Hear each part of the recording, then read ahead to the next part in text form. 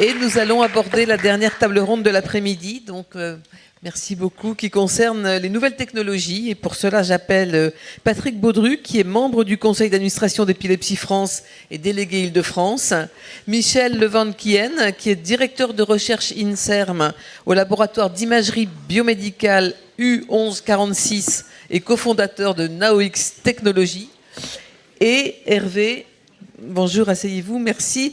Professeur Hervé Vespignani, qui est directeur médical de BioSerenity. Voilà, alors avec vous trois, on va faire un tour de l'avenir, de l'horizon. Messieurs, faites-nous rêver. Qui commence ? Je vais commencer, puisque c'est moi qui présente. Alors, le but aujourd'hui, c'est de vous parler un petit peu de la recherche qu'on peut trouver dans l'épilepsie, autre que médicamenteuse. Alors, il y a le professeur Bartholomé qui a donné quelques indices de ce qui se passe à Marseille, mais aussi sur d'autres aspects, pas uniquement le soin, mais là, l'aspect qu'on a choisi d'aborder aujourd'hui, c'est plus l'aspect suivi, l'aspect diagnostic. Le docteur Kayat a pas mal parlé des problématiques d'accès à l'EEG. Donc aujourd'hui, ce qu'on va aborder, c'est deux formes d'EEG un petit peu atypiques, deux manières d'accéder à l'EEG un petit peu encore, l'une en montée qui est déjà présente sur le marché et qui arrive et qui peut être une aide au diagnostic, à diagnostic plus précoce, et une autre qui sera, donc ça ce sera le professeur Vespignani qui vous présentera BioSerenity, et après donc vous aurez la présentation du dispositif NaoX qui n'est pas encore sur le marché, qui est un détecteur de crise, enfin qui sera un détecteur de crise d'épilepsie, donc potentiellement quelque chose qui intéressera beaucoup plus peut-être plus les patients que les médecins, même si ça peut avoir un intérêt aussi médical dans les diagnostics différentiels entre les crises non épileptiques, psychogènes, enfin voilà. Alors lequel de vous deux veut commencer ? Michel ? Je sais pas lequel. Ah non, du coup ça c'est. Oh, comme vous voulez. Ok. Bien, bonjour à toutes et à tous. Permettez-moi tout d'abord de vous remercier, de vous féliciter. Vous remercier de demander à une structure privée déjà de venir parler devant vous pour l'ancien du service public pendant près de 45 ans, n'est-ce pas ? Et pour un retraité jeune de venir reparler, j'espère. Et puis aussi féliciter l'association Épilepsie France pour son grand dynamisme. Et vraiment, les choses évoluent très fort et très bien par rapport à ce que nous avions connu il y a quelques 10 ou 15 ou 20 ans. Puis aussi une petite parenthèse, ça me rajeunit un peu. Il y a 20 ans, j'étais au 4e étage, presque jour pour jour, ici, dans ce beau bâtiment, délégué pour la neurologie des critères d'aptitude à la conduite automobile. Nous avons fait progresser les lois françaises en 2005. Et ensuite, j'ai représenté la France donc à l'Europe pour bien bousculer les choses, puisque les arrêtés sont sortis en 2010, comme vous le savez, et ça fait un petit peu du remue-ménage dans certains pays européens et pris pour modèle dans le monde. Puis aussi, ça m'a rajeuni parce que ce matin, on a parlé de cinéma, et il se trouve que lorsque je sortais du ministère, je fonçais à ce moment-là, il y avait des entretiens de Bichat. Les entretiens du Bichat, on a parlé d'épilepsie au cinéma, et on était les premiers à faire cela avec mon ami Roger Viry-Babel, qui était le directeur de l'Institut européen du cinéma, et on avait osé parler des films qui passaient régulièrement et qui cassaient l'image de l'épilepsie. Il y a 10 ans aussi, c'était casser l'image de l'épilepsie au travers de différentes manifestations et surtout l'aide très importante que nous avait apportée le sport, notamment dans le domaine du football, mais également dans le domaine du rugby, etc. Tout cela faisait un dynamisme et merci de continuer ainsi pour défendre et déstigmatiser, si l'on peut, et défendre donc nos malades épileptiques, les familles, leur entourage, car les prises en charge sont bien difficiles. Il y a aussi beaucoup d'autres maladies, mais on est au ministère de la Santé. Le ministre est médecin, comme vous le savez, on échange assez régulièrement. Je suis de Nancy, donc les oreilles nous écoutent à l'heure actuelle sans doute. Alors de mon côté, si vous voulez, Aujourd'hui, après ces petits apartés, j'espère que je n'ai pas pris trop de temps, mais ça rappelle des choses. Eh bien, lorsqu'il y a 7 ans, j'ai pris ma retraite de chef de service de neurologie au CHU de Nancy, du service d'épileptologie, il y avait une mission. Je me suis moi-même donné une mission, c'est-à-dire d'essayer de répondre à des besoins que nous avions clairement identifiés et que vous avez encore repérés ce matin. Ces besoins étaient dans le domaine d'une meilleure accessibilité à l'électroencéphalographie et ensuite d'apporter l'excellence du CHU aux proximités du malade. Et ça, c'est fort. Je pense que vous convenez de cela. Alors tout d'abord, l'objet, c'est de terminer sur ce qu'il y a de plus nouveau chez nous, maintenant, qui est opérationnel depuis 6 mois, c'est l'EEG vidéo longue durée à domicile chez les malades épileptiques. Mais avant tout, comment on peut me passer, c'est ça là? Ça marche comment? Ça, hop, et voilà. Donc pourquoi nous avons œuvré dans ce sens-là? Puisque nous avions identifié 3 besoins importants. Le premier besoin, c'était celui, encore une fois, de pouvoir donner un accès plus facile aux enregistrements EEG. Le deuxième besoin, c'était de pouvoir mieux aider les malades, les médecins, les infirmières, avec de nouveaux capteurs.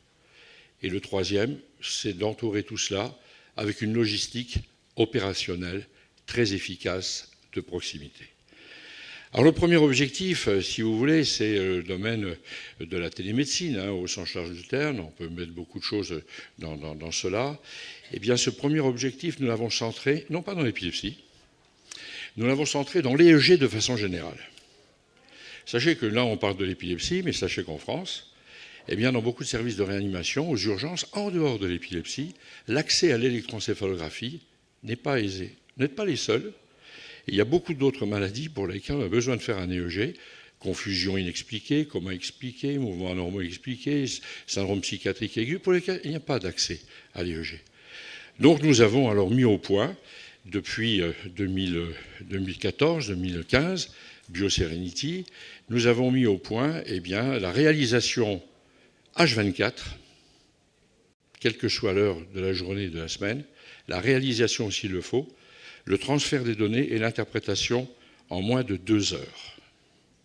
C'est l'objectif qui est atteint. Notre moyenne à l'heure actuelle est de 57 minutes. Donc c'est très important et cela a pu aboutir au développement dans beaucoup d'établissements. Deuxième chose, c'est d'essayer d'avoir de nouveaux dispositifs médicaux. Et là, vous savez, tout le monde parle des casques, parle de la mentonnière, que la mentonnière est trop serrée, etc., les difficultés de mise en place, la formation des techniciens, leur disponibilité, etc. Là, nous avons considérablement fait évoluer le système. Je vais vous le montrer. Et puis ensuite, je dirais c'est la partie à la fois la plus facile, la plus compliquée. Ça, c'est de l'informatique, c'est de l'électronique. C'est toute une logistique que l'on a mis en place pour transmettre les données. Et surtout, nous avons relié cela à la plupart des centres hospitaliers, voire un grand nombre de CHU en France. Diapositive, c'est moi aussi. Voilà. Où nous en sommes à l'heure actuelle, si vous voulez, c'est de l'ordre de 110 000 EEG standards de 20 minutes qui sont réalisés à l'heure actuelle. C'est de l'ordre de 1000 enregistrements EEG par semaine. Vous dire 1000 enregistrements EEG par semaine, c'est la moyenne d'un trimestre d'un CHU moyen. Donc c'est très important. 250 établissements publics, privés, dont un grand nombre aussi de CHU, et aussi 20 neurologues interprétateurs qui répondent à une charte très précise d'exigence de qualité que je tiens à remercier.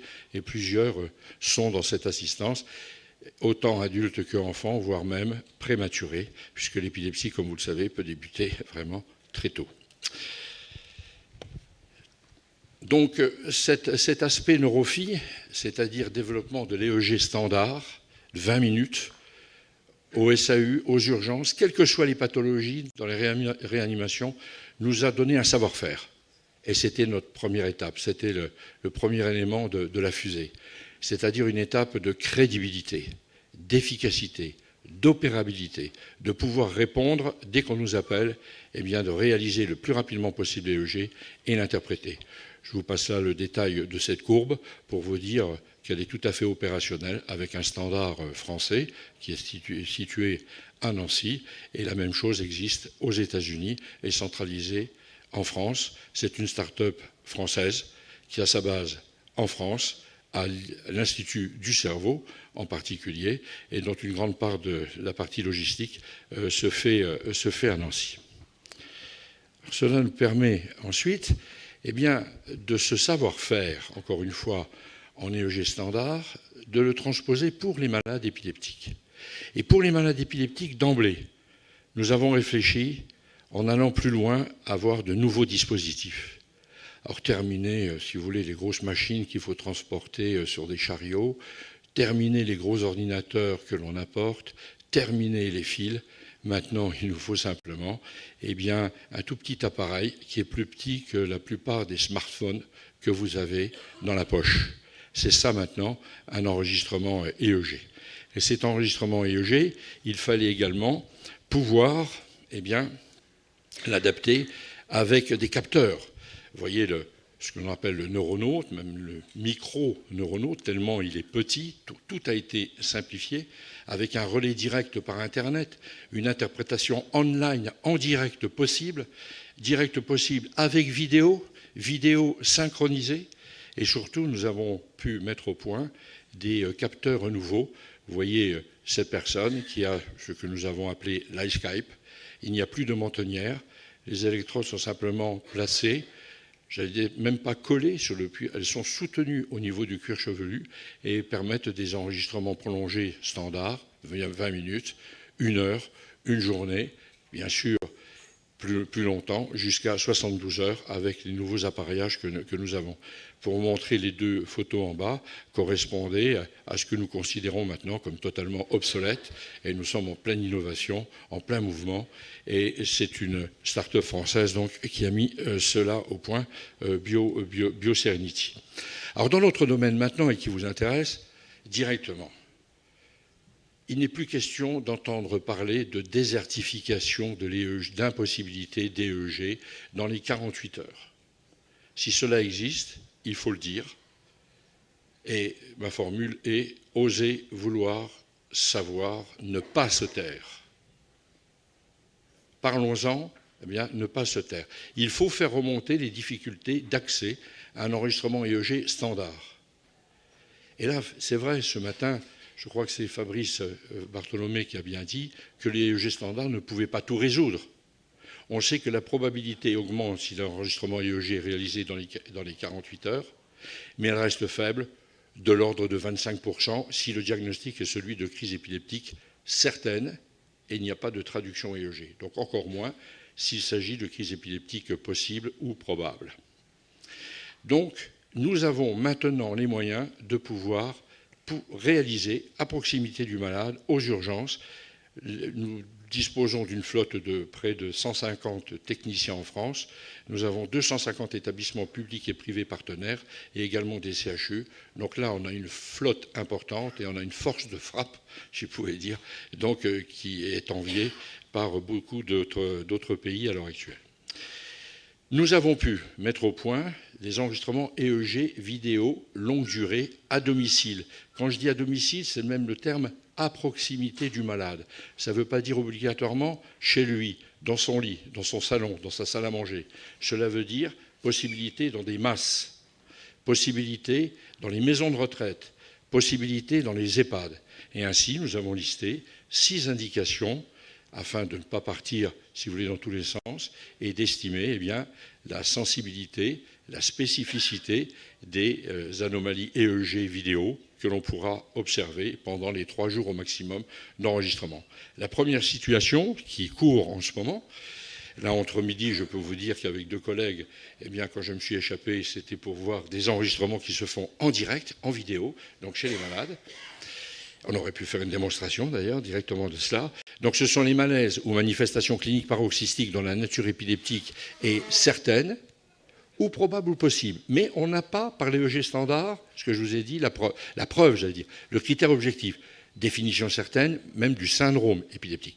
La deuxième, eh bien, c'est l'épilepsie est apparemment stabilisée. Le malade dit, effectivement, je ne présente pas de crise, mais l'entourage dit, attendez, de temps en temps, on a l'impression qu'il est un petit peu ailleurs, qu'il est un petit peu absent. Donc l'entourage fait remonter un doute sur la bonne stabilisation de l'épilepsie. Et là, il faut des enregistrements plus prolongés.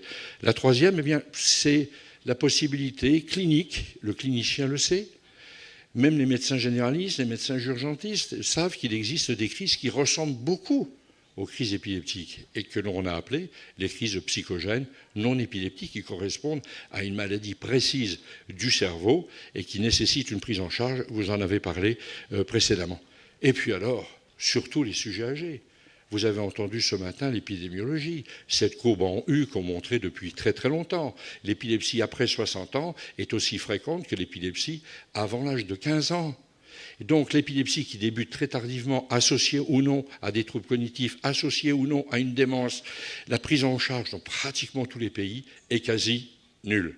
Vous l'avez dit ce matin, c'est la vérité. Pourquoi il n'y a pas d'accès à l'EEG pour beaucoup d'autres, il y en a encore moins pour les sujets âgés. Et puis ensuite, maintenant, les épilepsies chez les malades handicapés pour d'autres maladies. Supposons une myopathie, supposons des séquelles de traumatisme crânien, supposons dans un service de rééducation, enfin, etc., etc. Vous voyez, les autistes, etc., etc. Comment les prendre dans des structures hospitalières? Il n'y a pratiquement que le CHU. Comme s'il n'y a que le CHU qui pourrait réaliser ce type d'examen. Il n'aura jamais la capacité, jamais les moyens. Donc là, il faut aller à la médecine de proximité, aller directement sur le terrain et en apportant en même temps l'excellence en partenariat avec les centres de référence, les centres spécialisés. Et là, dans notre groupe, eh bien, il y a beaucoup de CHU. Et la dernière, eh bien, ce sont les parasomnies.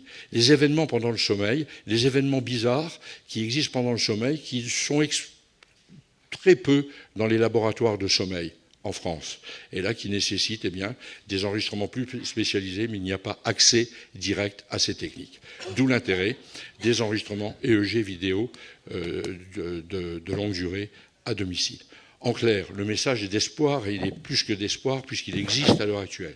L'EEG standard 20 minutes peut être réalisé dans les 48 heures qui suivent une prise en charge aux urgences. Le dispositif se met très nettement bien en place sur toute la France. Il n'y a pas un côté Est, il n'y a pas un côté Ouest, comme on a entendu. Nous sommes donc dispersés avec des contrats publics et privés. Et deuxièmement, nous pouvons apporter... Pardonnez-moi pour les collègues de CHU, j'ai travaillé suffisamment en CHU pour dire que nous essayons d'apporter l'excellence de l'EEG vidéo prolongée au domicile du malade avec des collègues, bien entendu, très hautement spécialisés en épilepsie qui participent aux interprétations. J'espère n'avoir pas été trop long dans ma présentation, si peut-être un petit peu, je vois. Non, bon, ça ira. Que je vous ai intéressé. Donnez l'espoir. Ça ira, c'était intéressant, c'est l'essentiel. Michel, tu veux prendre la suite?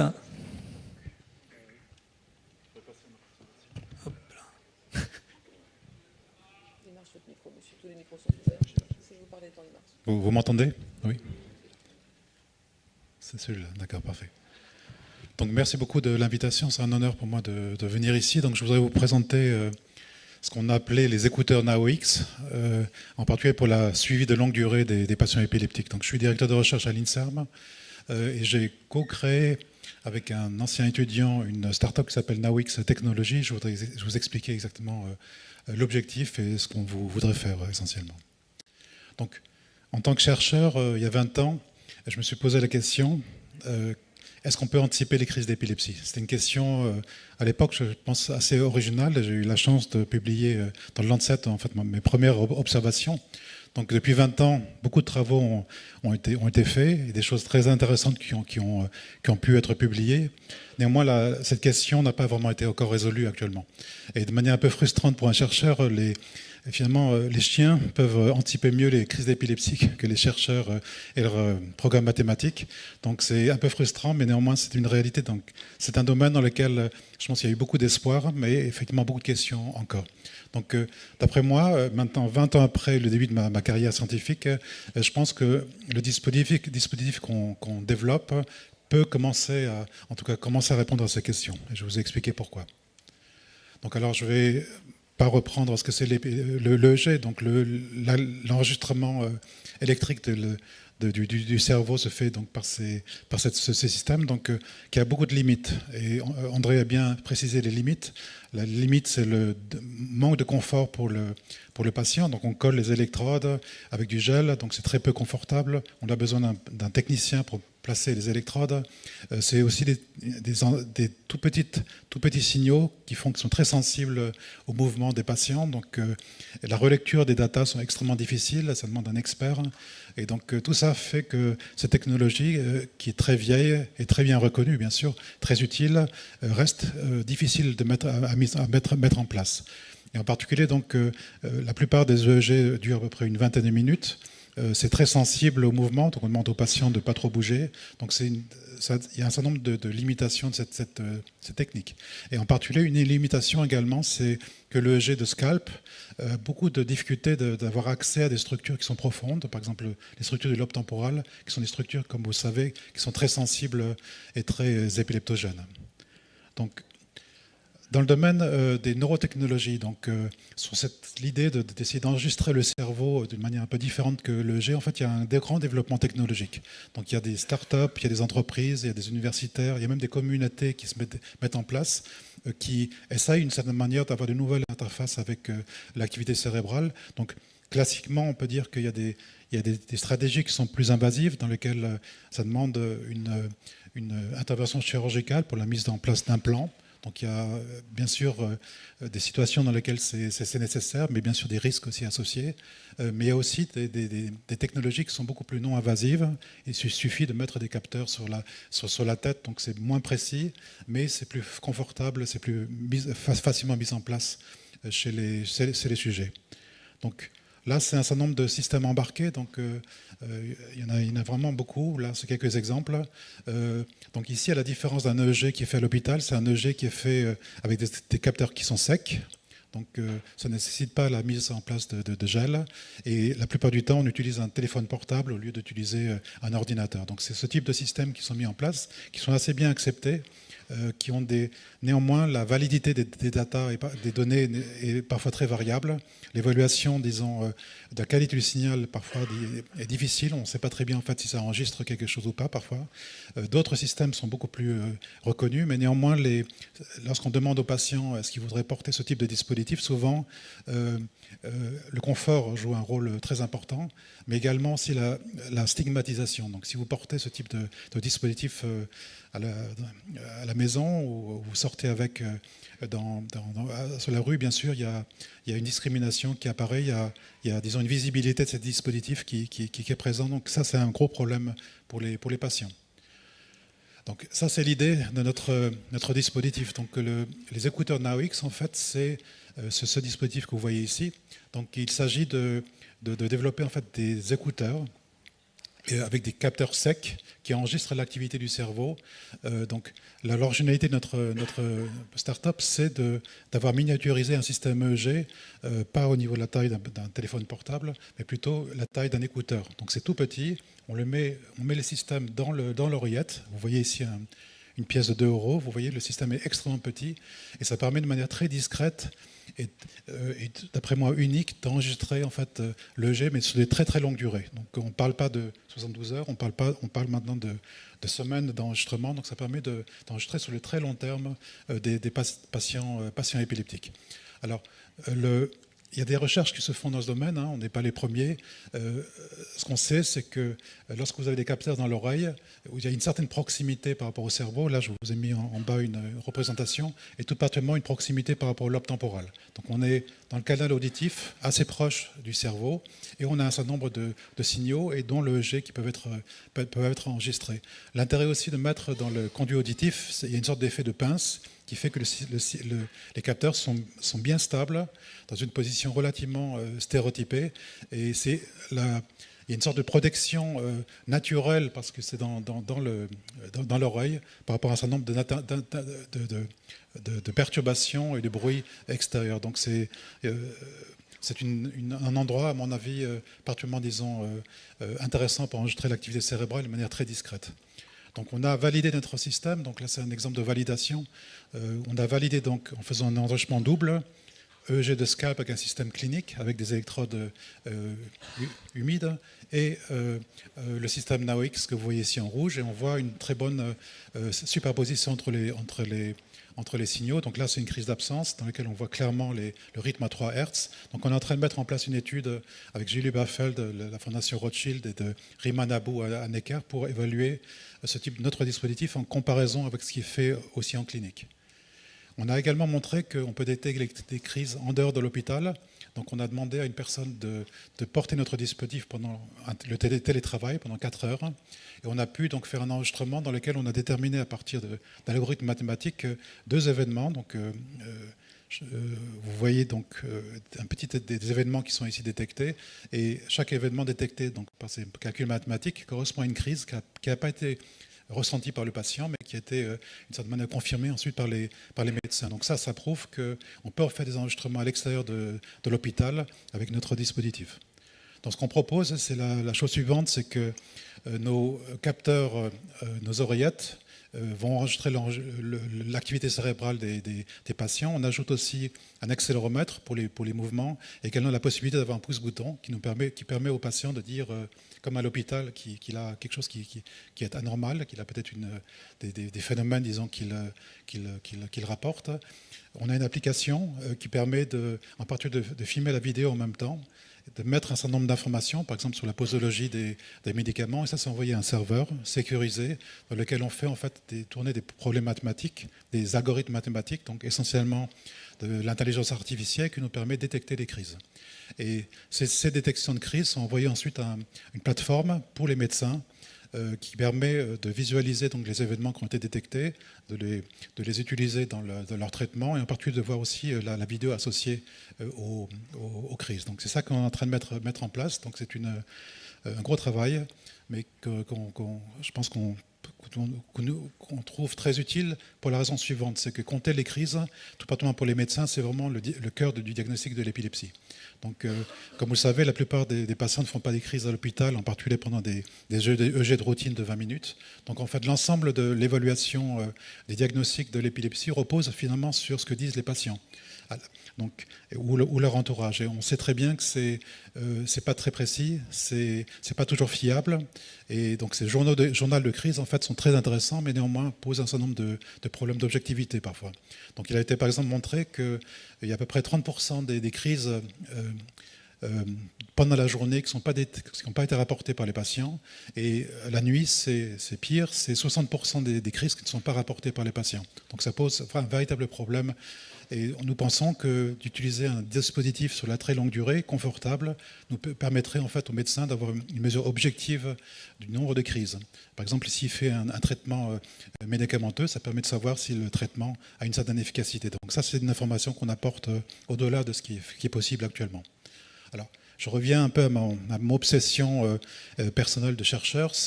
D'après moi, ce type de dispositif permet également de commencer à penser à la possibilité de prévision des crises. Alors, des nouveaux résultats ont montré que les crises ont tendance à être extrêmement modulées par des rythmes diurnes, veille sommeil, mais également par des rythmes beaucoup plus lents, qui ont des durées parfois de 20 à 30 jours, donc des rythmes très très lents, qu'on appelle des rythmes multidiens. Et là, dans la représentation que j'ai montrée, c'est un article qui a montré qu'un patient, par exemple, avait des rythmes de 28 jours. Alors, ce type de rythmicité des crises est essentiellement défini à partir des activités intercritiques, donc à partir des pointes épileptiques, qui permet une certaine manière de dire que le cerveau est en état un peu hyper excitable, et ça permet de faire de la prévision. Donc, c'est ce qu'on voudrait mettre en place pour les patients, en particulier les pharmacorésistants, donc des patients qui ont toujours des crises persistantes, c'est de fournir aux patients cette information sur le risque d'avoir des crises. Et on s'imagine donc de faire ce type de représentation dans lequel vous avez les jours du mois et les heures de la journée. Et des zones rouges sont les zones à risque d'avoir des crises. Et les zones bleues sont des zones à moindre risque de faire des crises. Donc ça permet à mon avis, d'améliorer la qualité de vie des patients, de prévoir, de planifier un peu plus leur vie quotidienne. Voilà, merci beaucoup.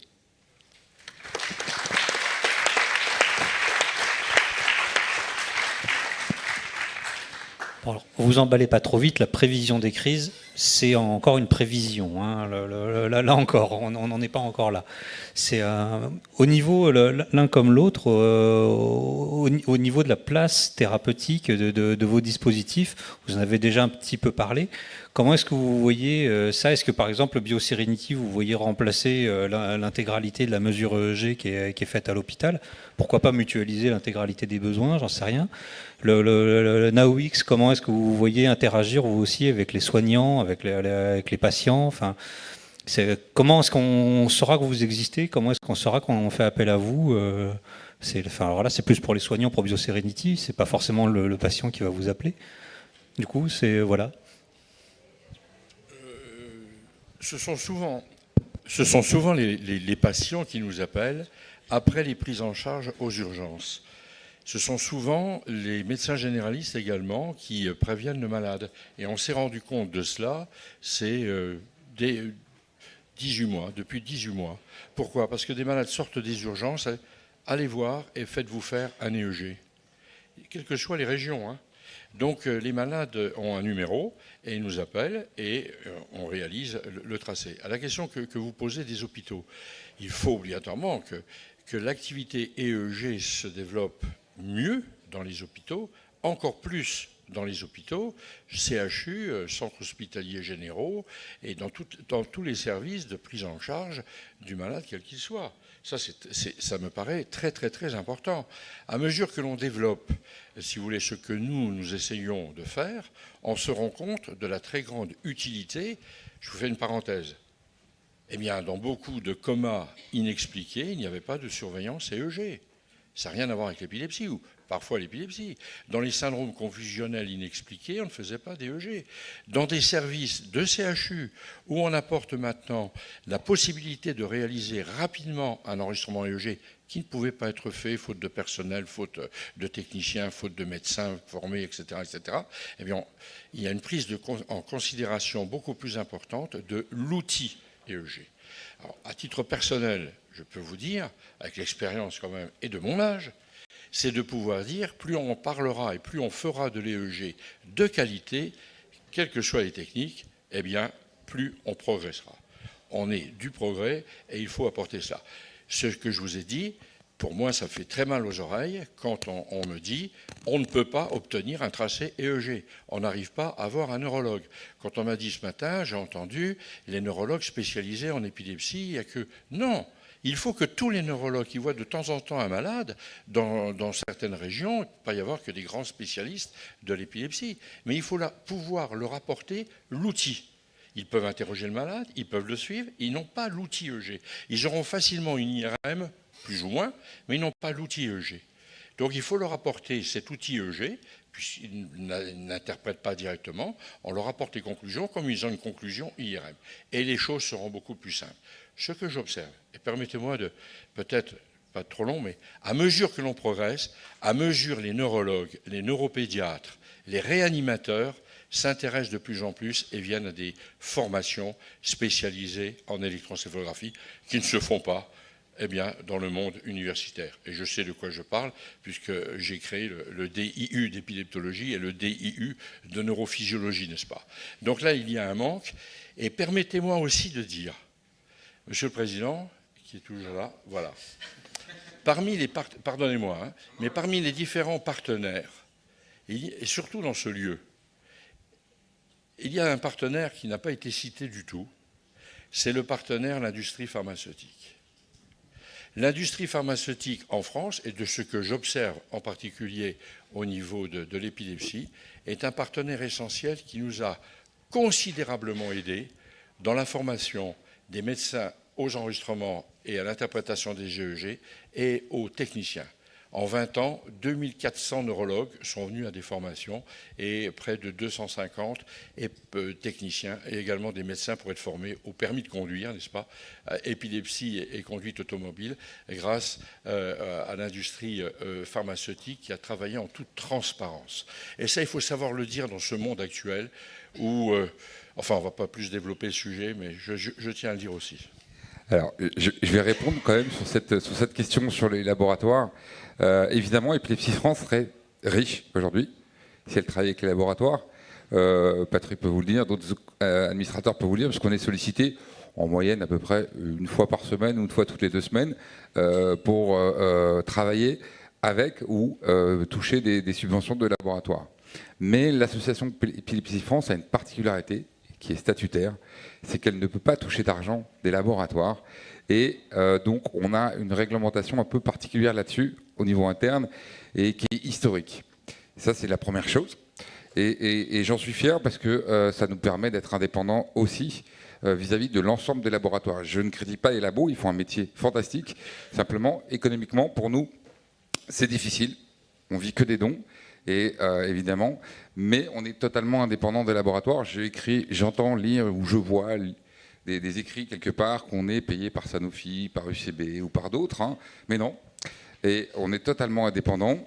Et c'est vraiment notre raison d'être. Donc là-dessus, malheureusement, on ne peut pas. On a même Biogarant, je crois, c'était il y a 1 an et demi, qui avait essayé aussi avec des choses. Donc, on ne le fait pas. C'est un tort ou pas un tort, mais ça nous permet aussi d'avoir des représentations des usagers dans les hôpitaux. Patrick siège à l'ANSM. On a plusieurs endroits où on siège. Moi-même, j'interviens auprès de la HAS. Je fais une déclaration publique d'intérêt pour justifier que je ne suis pas financé, ou il n'y a pas de conflit d'intérêt avec les décisions qui vont être prises. Donc, oui, on serait très riche si on acceptait toutes les offres de tous les laboratoires, mais ce n'est pas le cas.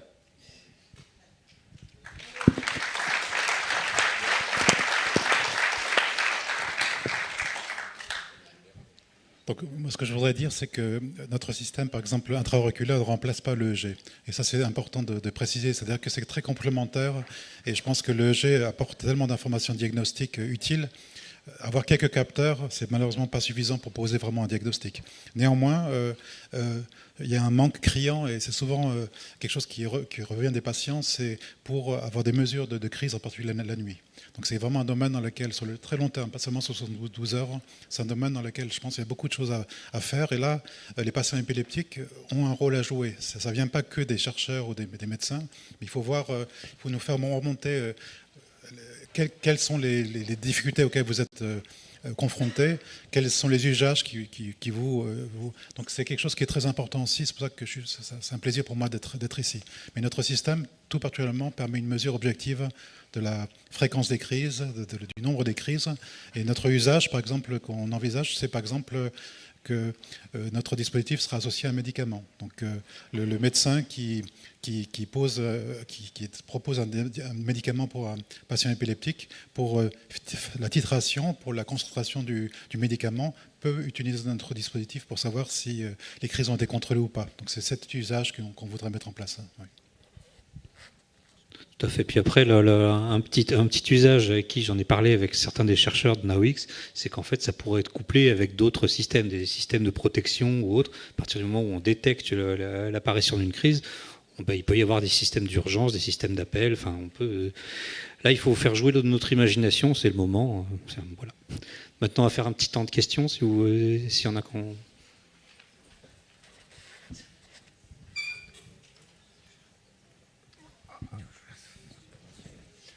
En fait, moi, je vais avoir 3 questions.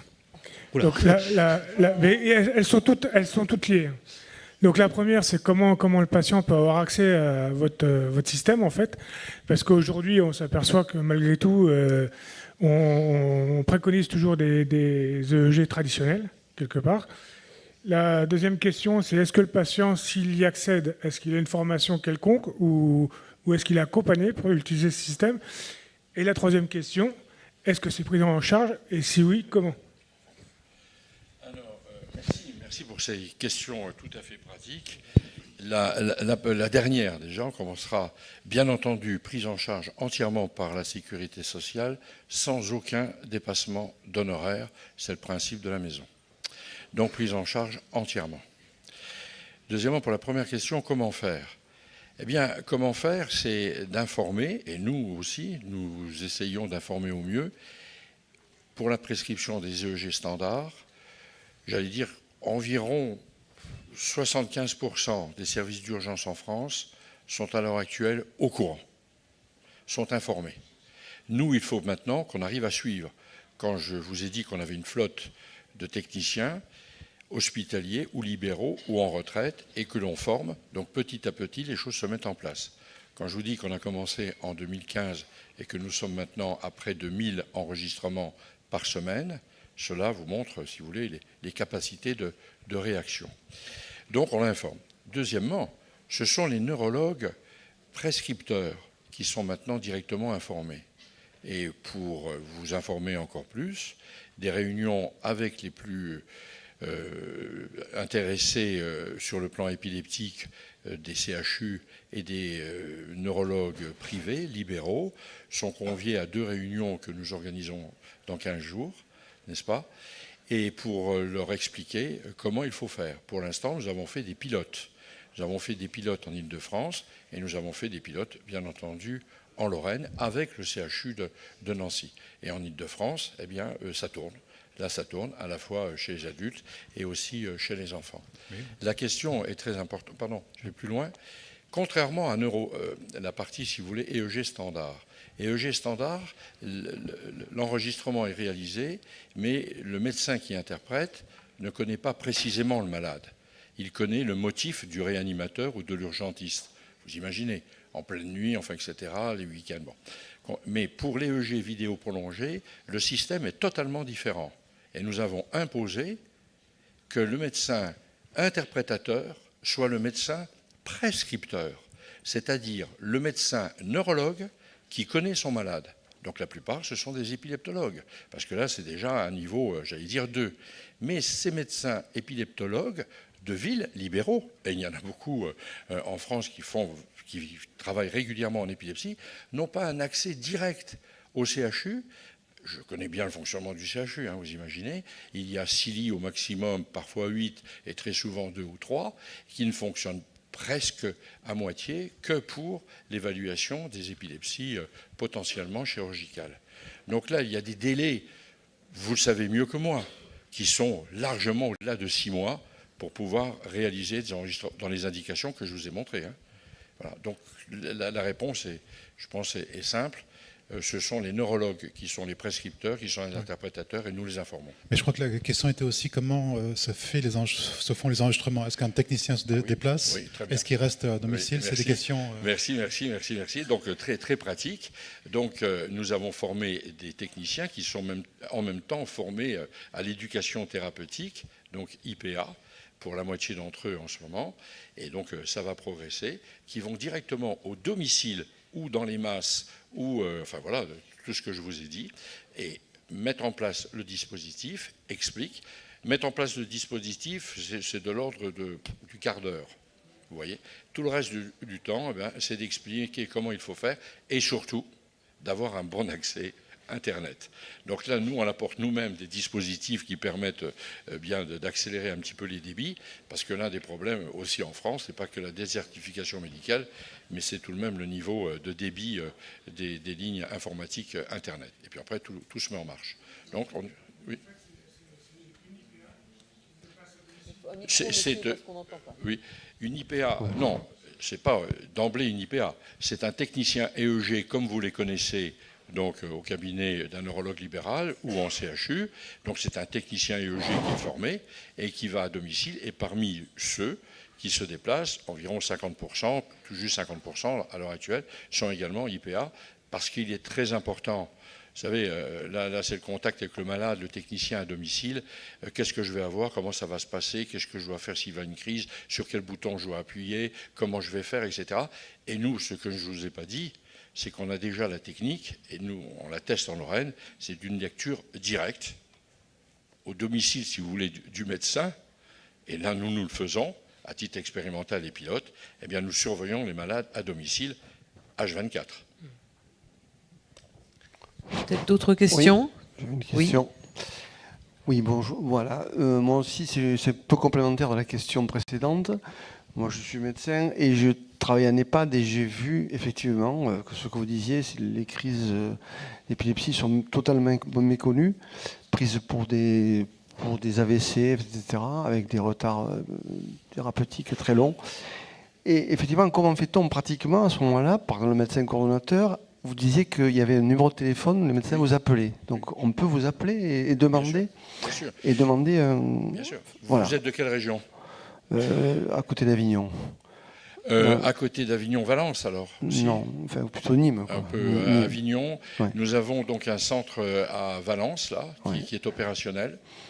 Avignon, nous n'avons pas pour l'instant. Nous avons à Arles. Nîmes, non, vous n'avez pas. Comment? Nîmes non plus. Si. Nîmes, c'est en place. Dans le Gard, donc Oui. donc c'est possible. Nîmes. Oui. D'accord.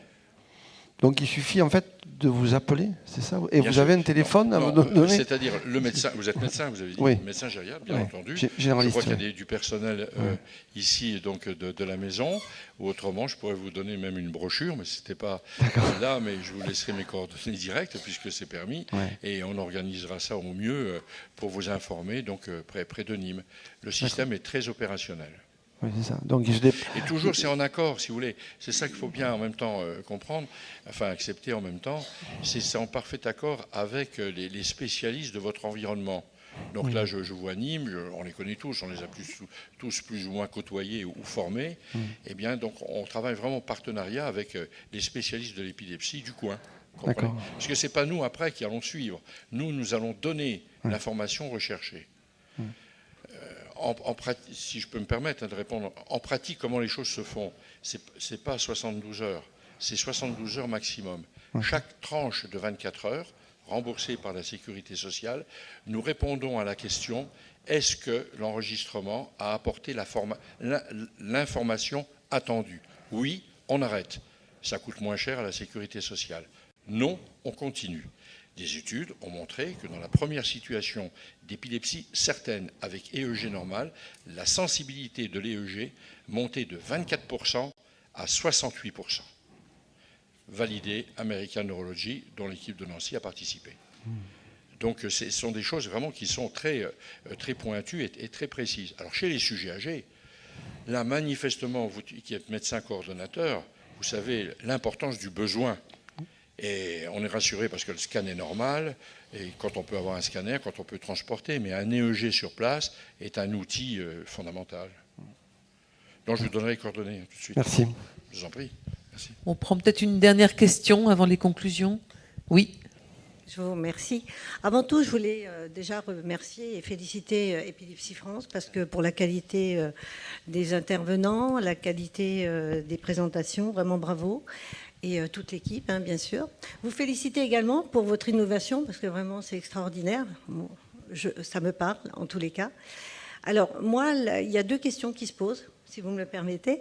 C'est d'une part par rapport au diagnostic différentiel, parce que très souvent, quand vous êtes face à un patient qui est en situation de handicap et qui ne s'exprime pas, c'est difficile de savoir si c'est une épilepsie ou si c'est un trouble du comportement. Donc déjà, je pense que ça peut répondre déjà à la question.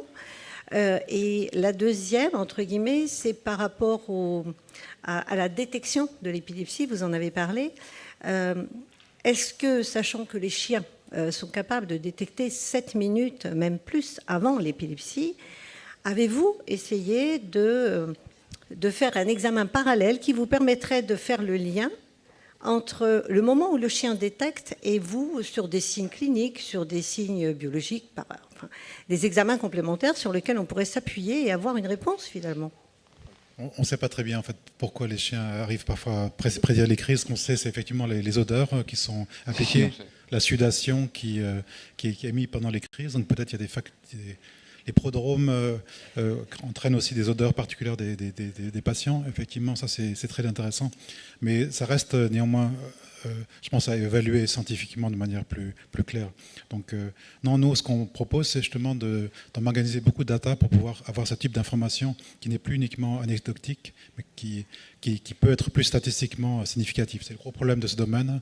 Les statistiques sont souvent très mal faites et ça reste un peu anecdotique. Donc il faut savoir véritablement, par exemple, les cycles épileptiques. Comme vous savez, comme je vous l'ai montré tout à l'heure, il y a des cycles parfois sur 20 jours, 30 jours. Et la connaissance de ces cycles, qui sont des cycles très personnalisés. Chaque patient a ces cycles. Donc la détermination de ces cycles demande beaucoup de data. Et les chiens peuvent être utiles, mais pas, disons, sur des mois et des mois pour avoir les informations correspondantes. Donc je pense que ça reste ça va rester au domaine de l'EEG, mais de suivre des patients, des cohortes de patients sur les très longs termes, des mois, oui. Alors, juste une petite remarque sur les chiens d'épilepsie, et j'en profite puisque Jean-Luc Villemot et Dandy Chien est parmi nous aujourd'hui et toute la journée. Donc, la détection de crise par le chien, effectivement, c'est quelques minutes ou quelques heures avant, ça dépend quel type de pathologie au niveau de l'épilepsie. Et en fait, aujourd'hui, on sait en fait ce que le chien va détecter, c'est l'odeur. C'est-à-dire, c'est éprouvé par l'université de Rennes et des chercheurs américains. Et donc, c'est la sueur en fait que va dégager à un moment donné une odeur au niveau du patient qui va faire une épilepsie. C'est-à-dire qu'on ne sait pas pourquoi. Elle va dégager à un temps donné avant une odeur que le chien, lui, va détecter et va pouvoir avoir le réflexe d'alerter à partir du moment où il n'est pas dans un volume d'odeur trop important de crise ou une inexistante ou une trop faible crise du patient qui permettrait de le faire oublier ce réflexe-là ou lui permettre de ne pas le détecter parce qu'il y a un trop gros volume. C'est comme ça. Et il y a des jeunes, j'ai participé avec Patrick cet automne à la Summer School à l'Institut du cerveau. Et dans les étudiants qui ont proposé des trucs, il y avait des étudiants qui ont été chercher encore plus loin. C'est s'imaginer synthétiser cette odeur, en fait. Et à l'heure actuelle, je crois qu'il leur manque, sur les 9 molécules qui ont été découvertes, 2 pour pouvoir dire on pourrait la synthétiser, qui pourrait faire des choses évolutives. Et pour l'instant, ce n'est pas le cas. Mais le chien de détection de crise, en fait, il va être là que pour alerter ou mettre en sécurité. Mais en aucun cas, il va le permettre de faire une étude ou un relevé sur du long terme d'un patient, comme peut proposer aujourd'hui Naox Technologies ou BioSerenity, ou avec des choses en intermittence, mais au moins un tracé. C'est la recherche, on est plus entre le lien du médecin et le patient que dans le risque relevé ou atténué par le chien. Voilà. Le chien donne une grande liberté aux patients. Grâce à vous, on a reçu Stéphanie avec son chien aussi. Et cette femme, elle revit parce qu'elle a un chien qui peut la prévenir juste avant de... Donc au niveau quotidien, je pense que pour elle, c'est la plus belle des choses qui puisse lui arriver. C'est une rupture d'isolement aussi. Absolument. On en a parlé ce matin. Absolument. Merci messieurs pour ces belles recherches. On s'achemine...